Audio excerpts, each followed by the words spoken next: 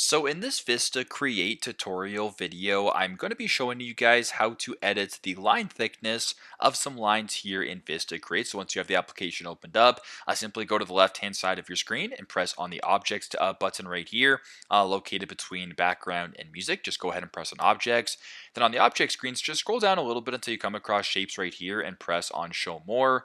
Go to the top left and press on this line to add it. Now, as you can tell, the line is the same color as this background. So what I'll do here is I'll change the line to, let's just say, red. Now, if you want to change the line thickness, as you can tell, it's super thin right now. Simply just press on the line, go to the top left right beside where it says fill, press on this option right here. This is border style, press on that.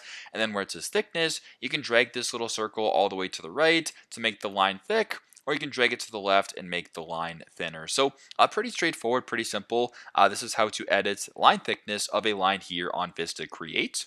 Thanks again for watching, and hope this video helps.